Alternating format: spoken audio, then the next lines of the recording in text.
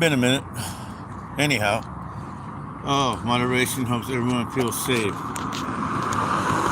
Close. Okay. Anyway, I ain't been on this joint in a minute, but lots going on. Anyway, got a pretty good job. Got pretty good cash flow coming in. Lots going on. Getting my art done. Gonna do that movie still. I scouted a few places. I went to Seattle. I should have put it on YouTube Live, but I didn't. I'm telling people how crazy it is because it's a lot. So I got a lot to do. Anyway, I'll get it done though. I know I will. I know I will. Anyhow, it's 7 p.m. I just got off work. Works that way. I'm going home now this way. Got a Starbucks coffee. Not a big fan of Starbucks coffee, but it's the only coffee I can get right now. But this is Yaks.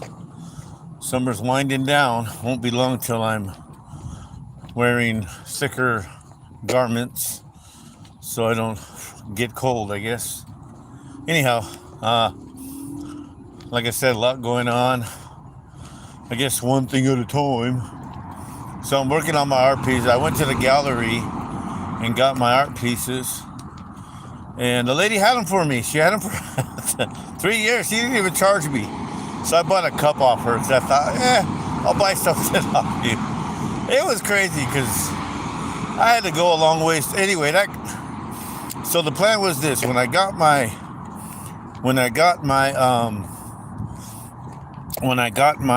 vacation time, which I got paid for it too, so that's kind of cool. Paid time off, they call it. That was really nice. Anyhow, when I got that, the plan was to go and scout.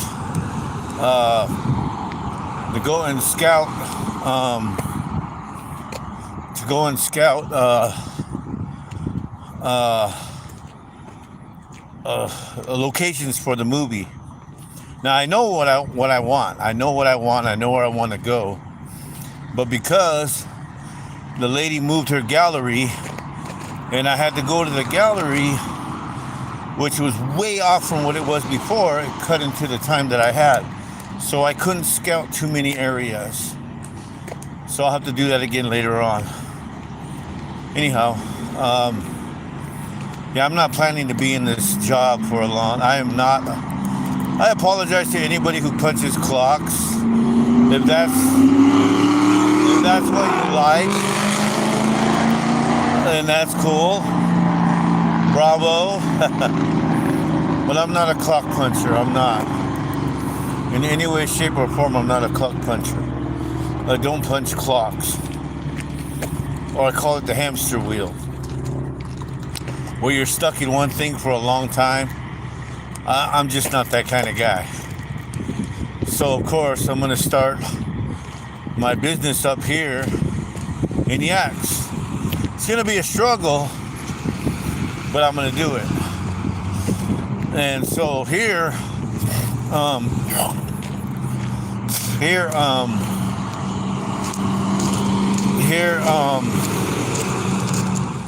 having that lookout, if you will, or outlook to do that, I love it. Because when I do my own business, like I tell people, the blood, sweat, and tears is all mine. Period. Okay, so anyway, they're really hooking this up. This is going to be the new roundabout they're doing. Oh, they already got the road down. That's cool. Look at that. Huh. I don't know if you guys can hear me or not.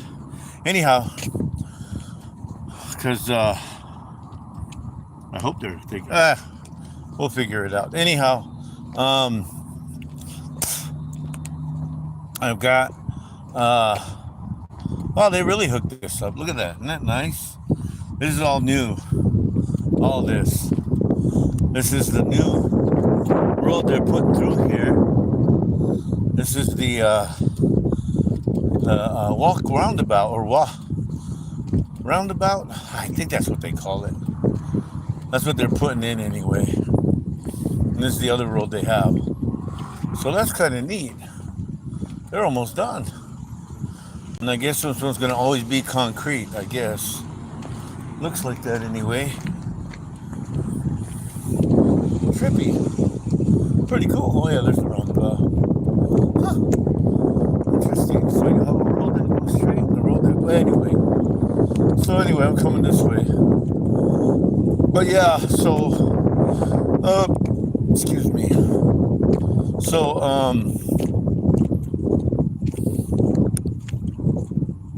that's the whole process of what I'm doing. Anyhow, so I haven't been on here in a while, and I apologize if people listen and like to listen and want to listen, and I haven't been on. I've been so stinking busy. Plus, I want to make sure that whatever I share with people isn't just from my emotions or from,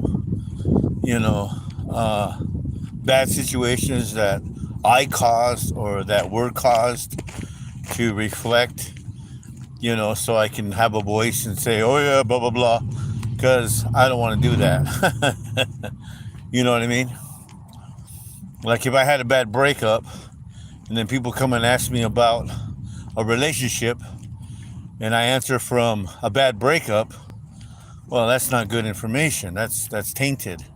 And I don't want that for people, So I was like, I'm going to chill for a minute. But with all the stuff that's going on in the world, now this is what's crazy and horrendous. Well, I mean, you expect it. It's funny. I'll give you a little example of what I mean. Okay. Now, God is pretty amazing, and God is phenomenal. I can't put into words the phenomenalness, if there's such a word, as to what God does. Because, okay, let me give you an example. Okay, myself, I went and I look at that. That's propane. If that blew up right now, I'd be done. Anyway, coming up to a roadblock. Look at that. Dun dun dun dun. Shall I walk through it? No, I'm playing. I can walk around it. Anyway, check this out. I like this. I've always liked that. That sound of water that flows. Listen to it. I mean, it's a man-made thing, but isn't it beautiful? Just the sound of it. Here, I'll stand over here and you can hear it. I love that sound. There's no greater sound than water that flows. Hear it? Isn't that wild? It's just wild how water does that.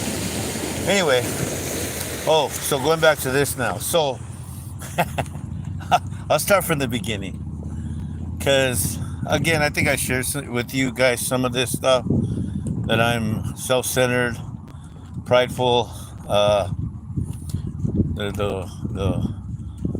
earth the earth revolves around me, or the universe. I don't know. Anyway, in that respect, I am that way. Okay. Well, the cool thing is that God, I like the way, and the scriptures say this, and I love it. He who exalts himself shall be abased. He who abases himself shall be exalted. And God knows how to do it. Okay, so when I get back to Yakima, almost 2 years ago now, actually 3 years ago, I think. Well, that year, boom, boom, that year. Okay, 2 years ago, I got back to Yakima, and I was living on the streets. Literally, I bought a tent. I bought a one-man tent, and I lived by the highway, or slept, for a couple of weeks. Then I ended up at homeless shelters, Anyhow, I didn't like that. Because I had been living in my own room, in my own bed, lavishly, if you will, for quite a while. Then all of a sudden, It's like it turns on me, and anyway, so I'm sleeping. I had to get up. I'll give you one day of it. So I had to get there. So much stories involved. Let me go through this one. So I had to get there by climbing down, and it was a pretty steep embankment. And if people see you going in that area, they could call the cops and say, there's a homeless person sleeping over here. And of course the cops would come, and I didn't want that, especially if I'm asleep. I didn't want to bother anyone. So I had to kind of sneak down into that ravine area. The thing is, it's so steep that if I move fast, the momentum would get going, and I didn't have time to stop. So one day, I'm running, I hit a rock, and I rolled down, and I jacked up my shoulder, both. And then, why not, I'll tell you. And then, my shoulders are all jacked up. Then, I had to literally take baths or showers or wash up in a U-Haul restroom. Literally. Good thing there was a drain in the middle of the floor where all the water would go down there. But as I did this one day, I slipped on soap and I hit the ground hard on my shoulders again. And on my elbow. And my elbow, it was weird. It was literally swelling up bad. Okay, so anyway, of course I prayed. I said, look, Lord, I don't want to hurt like this. Because it was hurting bad. I couldn't, and I'm pretty strong. I really am. I mean, I can lift stuff. I'm pretty stout. I guess that's how you say it. But I was feeble, man. I was broke. So I went to the clinic there, and I told them, I said, look, I got this on my shoulder, blah, blah, blah. So they sent me to a physical therapist. And that helped. It helped big time. It helped like you won't believe. Now my shoulders are great. And I prayed about my elbow, and my elbow swelling went down. Anyhow. So that was my term. Okay, so here, someone tells me about a program here in Yakima, neighborhood health, something like that. And they said, okay, go there and they help homeless people. So I thought, okay, I'll check it out. So I went there. Now here's the thing. And these are mostly any counties, any states. You have to be there for a year to be a citizen. Well, the funny thing is, I lived here a long time. Then I moved away to North Dakota. And the lady that did my intake, she said, well, did you live here before? I said, yeah, I lived here 10 years before. She said, okay, I'm just going to say you've been here, so I'm going to put that down.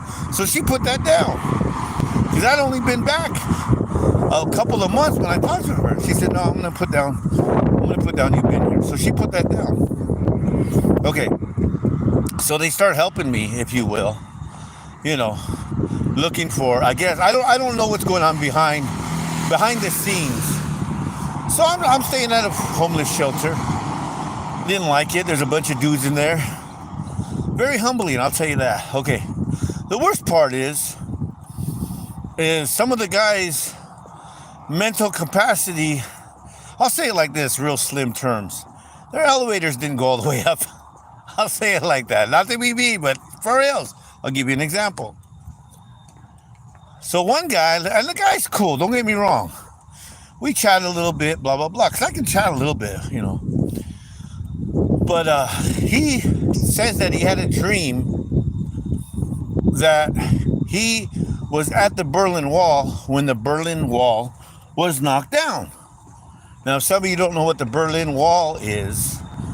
And during World War II, when Germany was divided up because they lost, part of it went to the Allies, part of it went to Russia. So Russia built a big wall between East and West Berlin. And that was a representation of Okay, it's a stalemate. So later on, the grasp of Russia was losing its grip.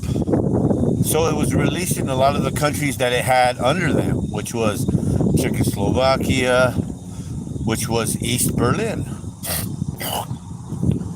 And so during Ronald Reagan, the president, during his era, he had told one of the Russian presidents to knock down the wall, and they did. They knocked the wall down. Well, this guy said he had a dream that he was there when that happened. And another guy jumped, and this is going back to where I was staying in the homeless shelter. He said, "Oh no, you were there. You teleported there." Now, I can't invoke into conversations like that. And some of you that are listening might say, well, maybe he was, and that's fine. You want to believe in La La Land stuff? That's great. Continue with that. And so I had to put on my earphones and blast my music because I couldn't even remotely entertain those kind of ideas. That's just crazy, period. Anyway, and I know some of you out there probably go, oh, you know what crazy is, blah, blah, blah. And that's fine. Okay? Anyhow, so that's the kind of situation I was in. You can, and this was not just an instance. This was multiple. I'd say about 80% of the people in there had that kind of mental capacity. Okay? I didn't want to be a part of that. But I needed a place to sleep. So I was glad that, because with my other job that I had first, okay, so let me do this. So I'm staying at this place, and I'm telling you, it's so amazing how the Bible says God will provide. Okay, and I know some of you folks out there don't want to venture into the things that God does, and that's fine. That's great. I gotta share this with you. When I share these things, I'm not trying to get any of you to believe in God. Period. I'm not. I'm not trying to convince any of you that God is supposedly real. That's not what I'm doing. Okay? When I share this stuff, it's kind of like if you like a sunrise, and maybe sometimes you sleep in, and then one day, for some reason you don't know, you wake up and you go outside and you see the sunrise, just by chance. Most beautiful thing ever. That's what I'm doing. Because whether you know it or not, the sun does rise, and the sun does set. Now, if you like sunsets, same thing. Okay, anyway, so I had to get out of that situation. I had to get out of there. Okay, so here's what happened. I'm on my last legs, if you will. I'm on my last bit of anything. And I'm really losing it. I'm really losing it. I'm like, what the heck's going on here, man? Anyway, I was walking around, and I probably had, because I applied for food stamps and I got them because I'm homeless, so they give you a couple of dollars when you're home. And I had a few left because I didn't want to eat the food they. I'm sorry, I didn't want to eat the food they give. Anyway, I'm sorry, I shouldn't say that, but anyway. So I'd go to like little mini marts and I'd get like burgers frozen and heat them up in the microwave and eat that junk. Or stuff like that. Anyway, so I was down to my last few bucks on my food stamps. And I thought, well, I'll go to the dollar store. Dollar store always has different things to eat. So as I walked to the dollar store, there's a sign that says Ross, the clothing store, will be opening up shortly. And they need people. And honestly, I had been applying everywhere. I'm not lying. I applied at Burger King, McDonald's, everywhere you can think of. I applied, and I got no response of any kind. Dairy Queen, Taco Bell, you name it, Walmart, nothing. So I prayed to God, and I said, "Look, I'm on my last legs here, man. I need a job. I need an income. Is there any way you can make a way? Thank you, amen." That kind of thing. So I applied. I said, my last ditch right here. This is before I go rob a bank. Not that I would, although it's tempting. But this is how stressed I was. Okay. Anyway, so I go and I apply. And that was like the end of August. So September rolls around, 2 weeks, nothing. About September 12th, I get a call. Can you come in for an interview? I was like, oh, wow. So I went for the interview. And they said, well, we got to do a background check. We got to do all that. Yeah. Good. Okay, so we'll call you. So she called me up. Come in on the 27th. Oh, no, not the 27th. I'm sorry. The 17th of September. So 5 days later, I start working. And the funny thing is, we're getting the store ready to open. So here, I'm like, cool.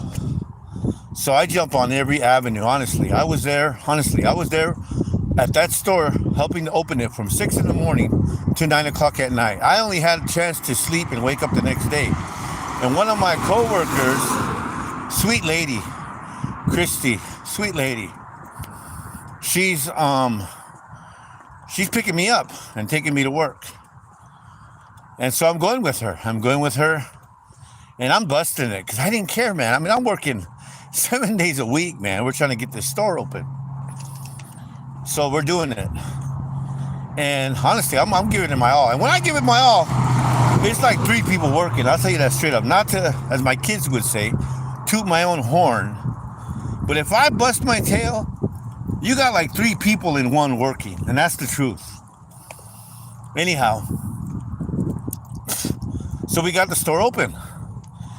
And they're loving it. Oh, this guy's awesome. This guy's amazing. Well, I hate to say this, but it's true. The thing about being awesome and amazing is people that don't have any solidity in themselves get threatened by it. And then they go from, oh, wow, that's cool, to, oh, crap, that person is way better than me. Why am I not as, that kind of stuff. And so right away, attacks, quick, one of my coworker, Christy, that drove me, she said, I want you my second in command. I said, sure. So I was going to be in charge of the back. Well, one of the managers that was there didn't want that. She thought, if this guy gets his foot in the door, he might take my job. Honestly, I can see it. So she asked me, she said, well, will you be a loss prevention? I said, sure, I'll do that. So I did that. And I didn't go with Christy for that, because that's where she needed me. And I said, okay, you need me there, I'm there. And that's the way I am. If you need me, I'm there. How's that song go? Whenever you need me, I'll be there. Anyway, so I'm there at that job. Now here's the thing, like I told you guys, I'm busting tail. I'm still in the homeless shelter, still doing that stuff. Now here's the thing, watch this. I get a letter in the mail that says that I was denied the program to get housing. I said, well, you have some stuff in your past, and you're not going to get housing. Wow. But I'm still praying, I'm still thanking God. I'm still trusting, as the word says, And I didn't think nothing of it. I mean, don't get me wrong, it kind of popped the bubble a little bit. But anyway, so I'm working. And honestly, the ladies are, well, the one lady in particular, she's not even there no more. That's the worst part. She's not even a manager anymore. and she's cutting my hours. She's giving me like 12 hours. Like, what am I going to do with 12 hours? You know? So it's upsetting. Especially after the tail busting I did for them. All the crap I did for them, it's hard. Again, humility. Again, he who exalts himself shall be abased. And that's hard for me. So anyway, I'm like, man, God, you got to do something. Okay, so I'm there, and as I'm working my 12 hours, this guy walks up to me. I don't even know who he is, but he tells me, he says, "Hey, bro." I said, "What's up, man?" He said, "Oh, man, I love the way you work." I said, "What?" He goes, "I love the way you work. I've been watching you." Now I'm kind of tripped out a little bit because it's like, well, what the heck you doing watching me for? You know, you're not part of this crew. You're not, you're not a worker here. So, but he says, no. He said, I've been watching you and you work amazing. He said, I'm gonna tell you something. He said, I don't know what kind of hours, and I wasn't getting any hours. Of course, you don't want to tell people that because it's humiliating, especially after the way I busted my tail for them. He said, come over to Fred Meyer's. They got a job opening right now, 40 hours a week, over minimum wage. And you get to have your weekends off. But see, I'm that kind of, and it's terrible that I'm that way, but wherever I am, even if I'm getting crumbs, I stay there because I'm dedicated. Because that's just the way it is with me. And of course, I'm trusting in God.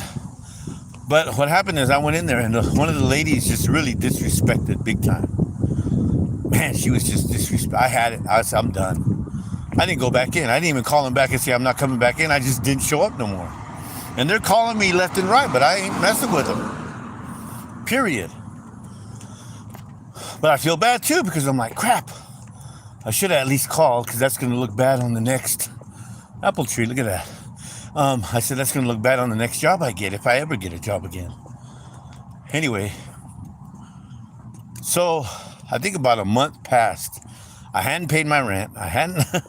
I'm behind on rent. My lights are behind. And I pray. Of course I pray. And then it dawned on me. I said, wait a minute. I've been a month. I said, that Fred Meyer's. That's right. Fred Meyer's.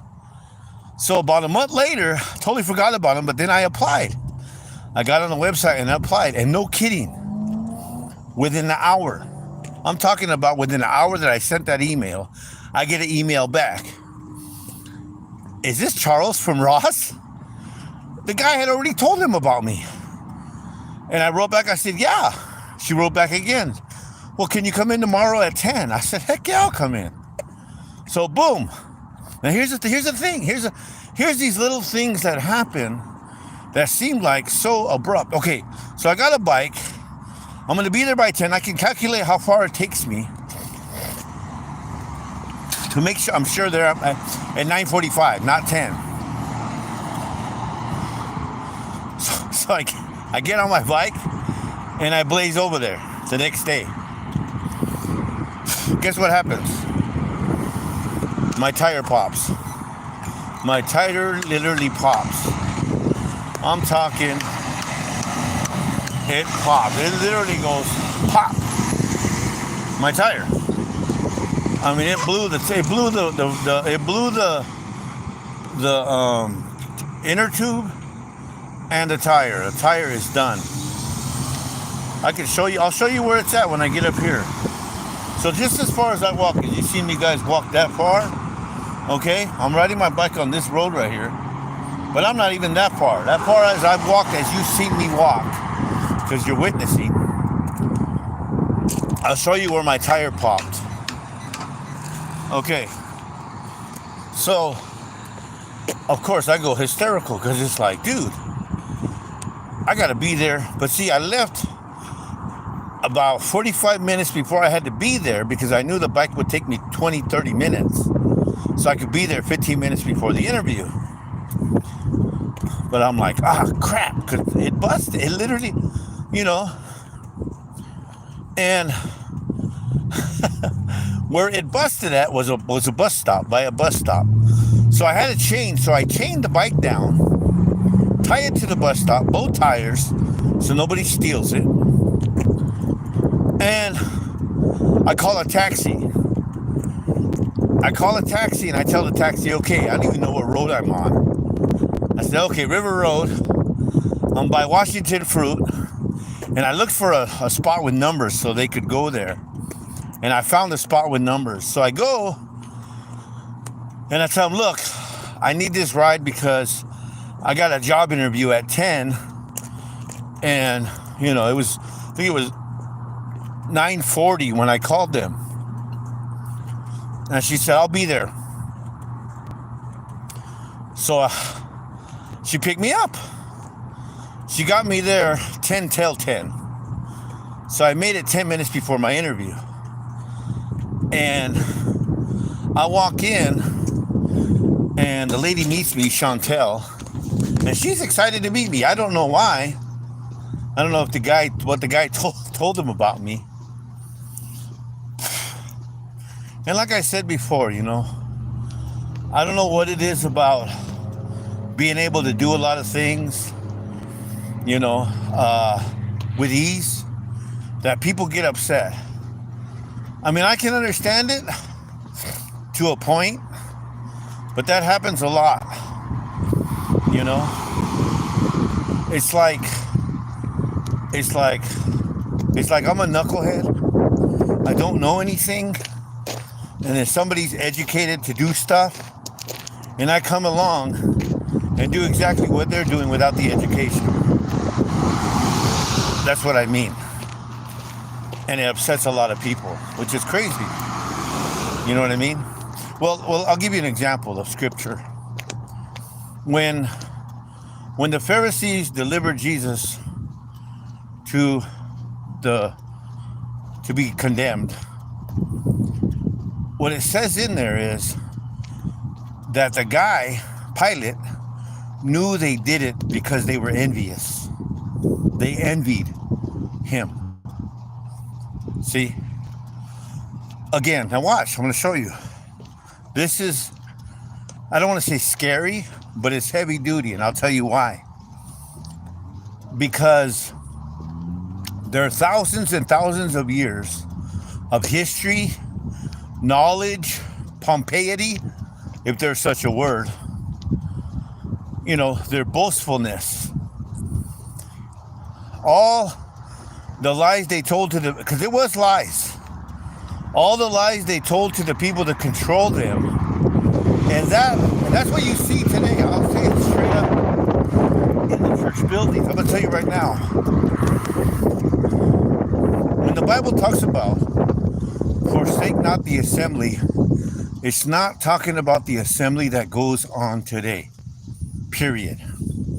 It's not talking about a pulpit, 4 walls, because that's pretty much all of them. Pews, one guy or one lady, or a group of them that are in control. That's not the assembly it's talking about. Period. Now, those people that open those buildings, it's more for them than it is the people. I'll prove it in business. See this right here.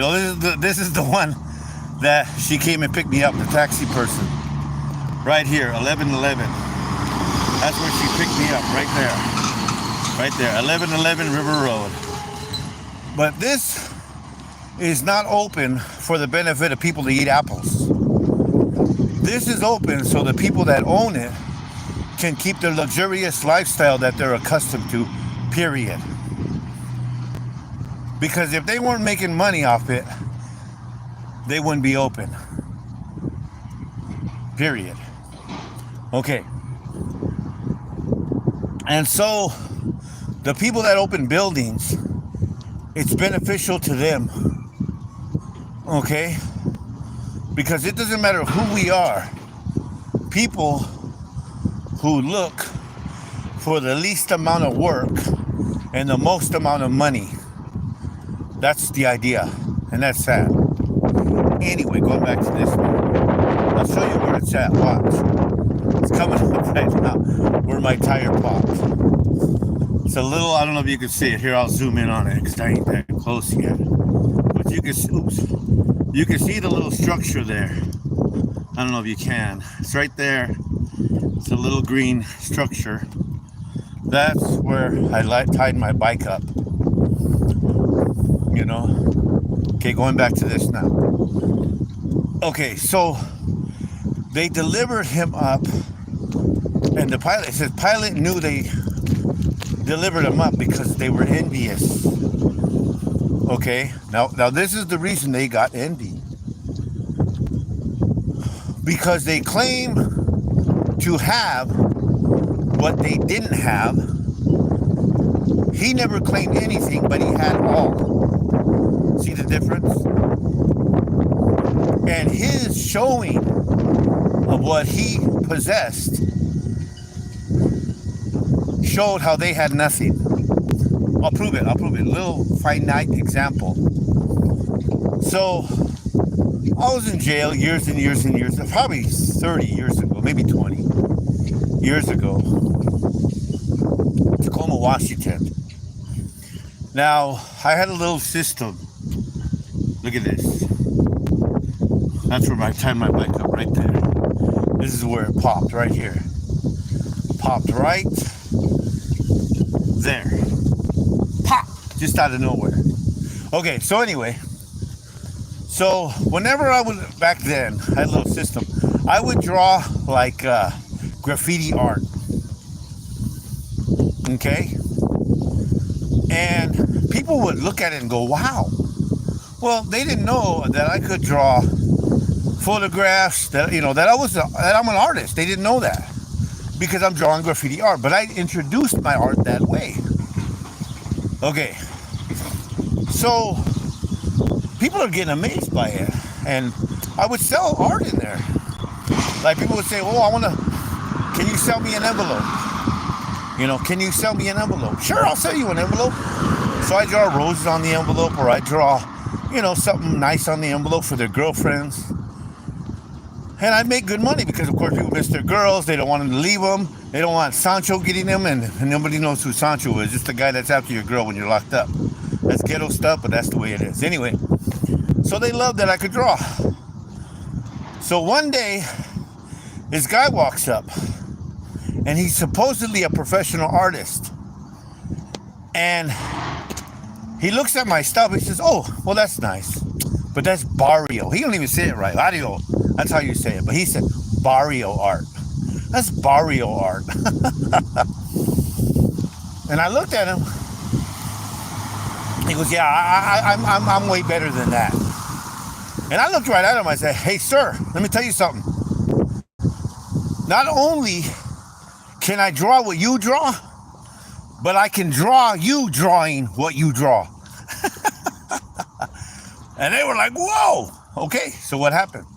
I bust out a photo of a lady in a magazine. I start drawing her. All of a sudden, I got a big line of people. Hey, man. And that dude's mad. You didn't even see him anymore. He disappeared. I don't know where he went. But he said, hey, bro, can I get, And first guy asked me, he said, how much you charge for those? Now in jail, it don't sound like much today because everything's high priced. But he said, how much you charge for a portrait? I said, $10. You ain't going to get that in here. I said, I'm going to tell you something right now, bro. If you want one, you better let me know, because after I finish drawing what I'm drawing right now, I'm going to have a whole line. You're going to be at the end of it. So, no, it ain't going to happen. I think about 3 days later, dude would come up. I said, sorry, bro, I already got 10 people I'm drawing for, so if I'm able to get to you, I will. He didn't believe me. Anyway, so the envy from that guy that talked his smack, and then the proof was in the pudding, that's how it was with Jesus. Because they talked all their stuff every Sabbath, just like they do today. They talked their stuff, amongst themselves. Here comes Jesus, a nobody, out of nowhere, and he does the stuff. He just doesn't talk the stuff. he does it. And it makes their nothing look like really nothing. Because now they're losing control of the people. And that's all they wanted in the first place, was control of the people. Again, I'll prove it. Somebody that opens a building to be a church, if nobody shows up, what do they got? They got nothing. So they need the people to be somebody. And that's why they try to keep the people. And the Bible said that they would make them out of merchandise. They would make merchandise of them. Hello? Okay? So again, I'll say it again. When they tell you, when the Bible says that you have to go to church, that's a lie from hell. That's not true. Forsake not the assembly is not talking about a pulpit, pews, altar, four walls, carpet, none of that. Okay, I'll get into what it's talking about, and I'll go scripture, not my own ideas. Okay, going back to this now. So, I go and I get the job at Fred Meyer's. Now, here's the thing. I have like a caseworker at the neighborhood health. The guy he's just there for a paycheck. I mean, nothing against him. I appreciate what little he could do. But he says, yeah, I got this, I got that, blah, blah, blah. So I'm always going and seeing him. I'm always going in there and seeing him, talking to him, blah, blah, blah. Telling about my progress with my job, blah, blah, blah. Now watch this. It was a week before my birthday, December 18th. And I get a call. No, I'm sorry. No, see. Monday, Sunday, Saturday, Friday, Thursday. Wednesday, I get a call. Oh, no, I'm sorry. Tuesday, I get a text. And he says, hey, man, they got this program where they're going to help you get a home. Go in there and talk to her. So I go in. I had to reapply again, blah, blah, blah. So Thursday, I go in about 5 o'clock because I'm working. She sees me, fill out a little paperwork. She says, okay, blah, blah, blah. I fill out paperwork. I do all the stuff they tell me to. You got a job, I got a job, blah, blah, blah. This is before I got the Fred Meyer's job. She says, okay. So then she goes,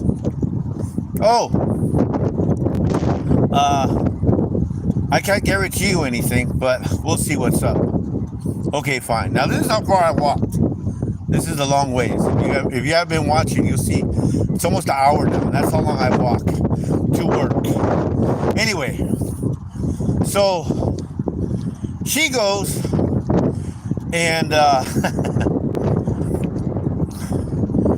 fill out paperwork, blah, blah, blah. Okay, so I get a call that night, but I got a really cheap phone, so I don't hear the ringer because it's a cheap phone. It's one of those food stamp phones. Well, whatever, government phones. So I don't hear the ringer. So the next day I get a text from the guy, that's my case manager somewhat. He says, hey, they found you a place. I said, what? Well, call her. So that's the very next day, Thursday. So I call her up. She goes, yeah, this is, like I said, I went that night, very next day. I found you an apartment. Go check it out. Now, the program they had, they paid the first and last months. They paid the deposit. They paid the, some kind of fee, application fee, whatever it is. They paid all that. It was about $2,100. She said, well, go look at it. So I call up the lady at the motel or the apartment where I'm going right now. This is where I live. And her name's Gray. She's probably Graciela, but she's Gray because, she wants to be Americanized, I guess. I don't know. Anyway, I said, yeah, I'll come look at it. So that day I go out and I look at it and I liked it. I said, yeah, well, better than the shelter, better than the streets. I said, yeah, I'll take it. Okay. We'll have it cleaned up for you. We'll have you come move in Monday, which is funny because Monday was my birthday. So I moved in on a Monday. Got the keys and everything, moved in on a Monday. Boom. I was like, yeah. Okay, so anyway, going back to the job now. Now again, please. The humility that's going on. And I'll tell you something. I never knew what stiff-necked was before. Now I get it. I get it. I didn't know what hard-hearted was. I get it. Anyway,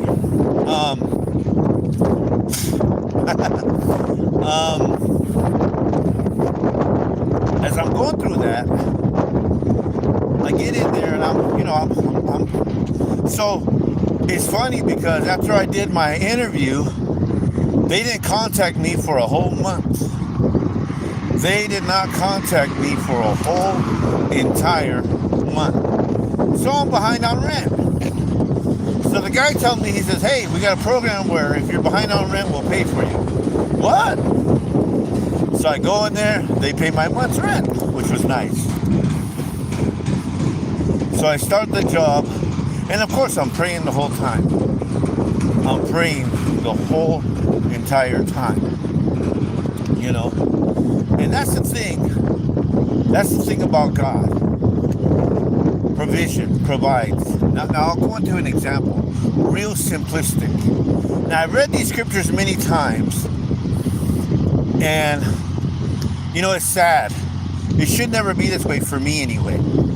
You know, because I've loved some songs. And I've heard songs and I love them. And I listen to them. And if I listen to them too many times, I don't want to hear them anymore. And that's kind of how I went with God's word a little bit. You know, because there's a scripture that is so profound. Here's what it says. He says, take no, this is Matthew, I believe it's 6:25.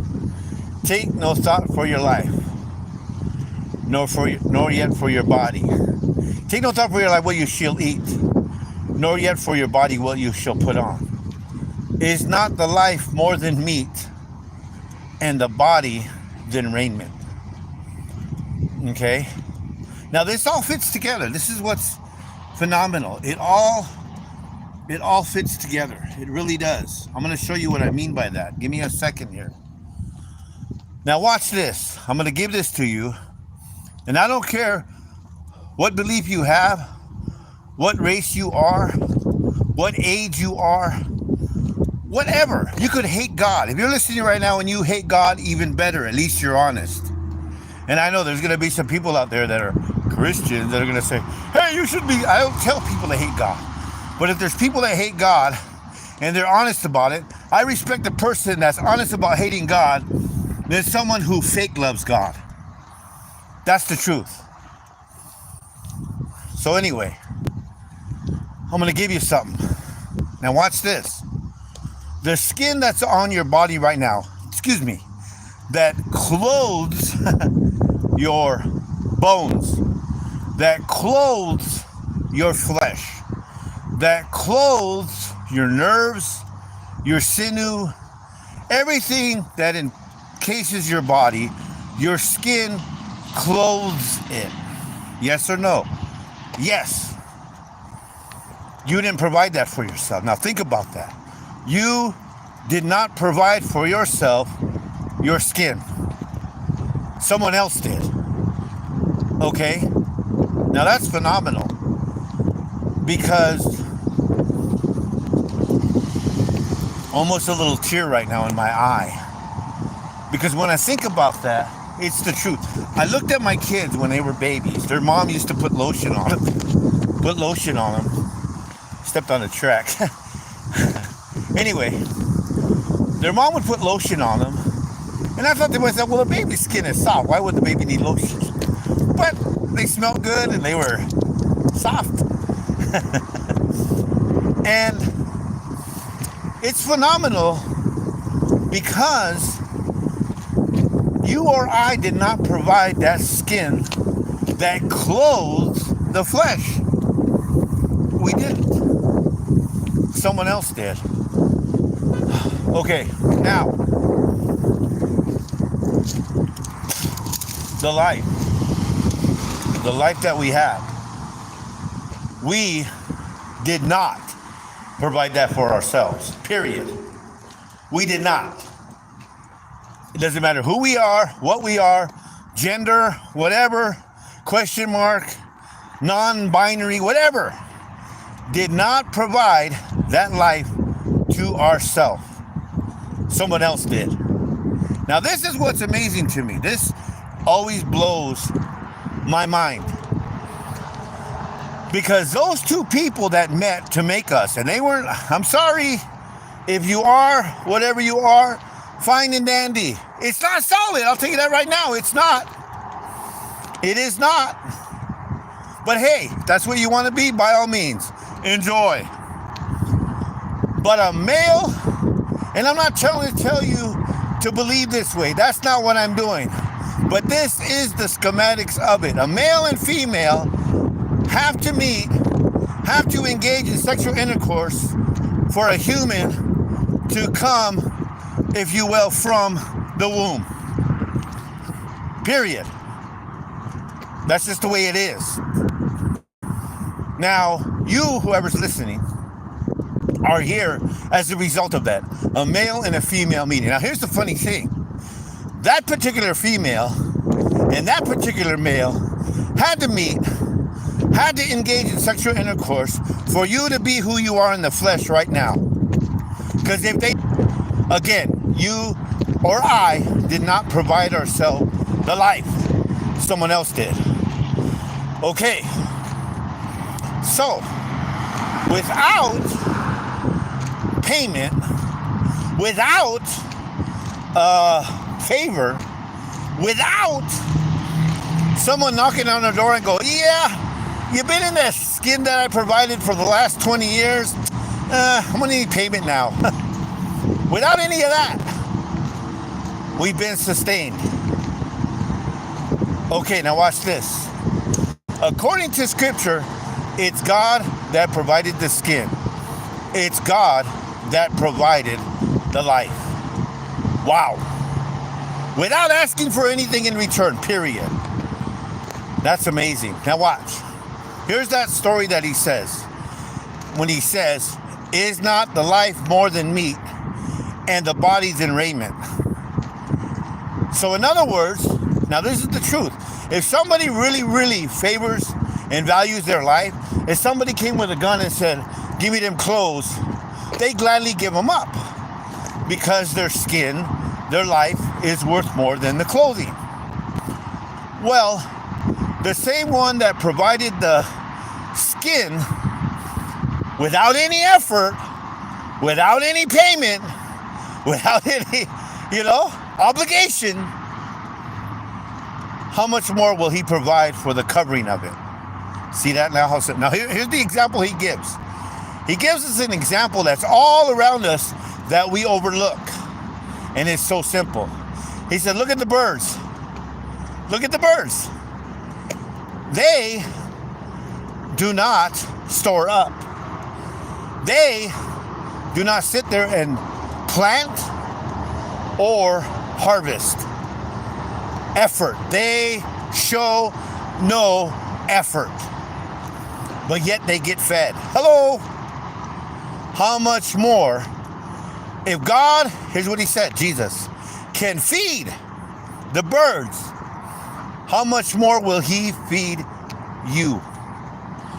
Now, the reason I'm sharing this, because this coincides with what I'm doing right now, like walking, going to my abode. I'm gonna go eat some Cajun shrimp sausage gumbo with rice. I'm gonna do that right now. And this is the reason I'm able to do it. Because of the provision or the providing of God. Period. Now watch. He said, look at the flowers of the field. They don't, no effort. They don't toil. They don't spin. In other words, they don't sew together. They don't make fabric and clothe themselves. Without any effort, the field does not clothe itself. And he said this. Here's what he said. He said, if God clothes the grass of the field, which today is and tomorrow is cast in the oven. He also said this to Solomon, the king, in all his glory, the most greatest, most wonderful king there was able to, couldn't look as beautiful as a flower. And if God is able to clothe the grass of the field with flowers, how much more will he clothe you without any effort? See? Now watch. This is what I see. And I see, now I'm going to share something with you folks. Some of you that are grown, some of you that got a little maturity, watch this. At one time, you partook of not being able to do anything for yourself. To get fed, you had to cry. To get changed, you had to cry. To get picked up, you had to cry. You couldn't walk. You couldn't form words. You were feeble and weak at one time. And if you exist long enough, you'll go back to that again. So don't tell me we haven't partook of that already when we already have, folks. There's your, if you will. Anyway, so watch this. So as I was working, if you will, okay, yeah, because like I said before to you, I'm self-centered, I'm prideful, I'm the center of the universe.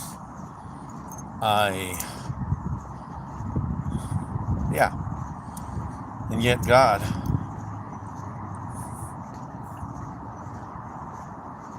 causes me to be humble, which is pretty cool. So what happens? I have to walk. Look, I had to walk. There's one. Anyway, going back to this now. So simplistically, from what he tells us, like even that air we breathe, and I'll go into something like that next time. Anyway, I'm back home. This is where I moved into. I appreciate it dearly. It's in the ghetto. A lot of drug addicts around. A lot of... Hello. A lot of rip-rap. I guess that's how you say it. I don't know. A lot of that around. But it's where I live. Check this out. Watch. This is almost like that. I don't know if you've ever seen that movie, The Gladiator. When he goes into that thing, right? Watch.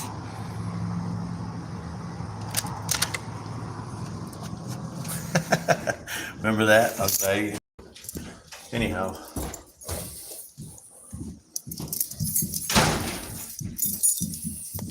Okay, so here I go. Dun, dun, dun. As I take the steps. I'm home.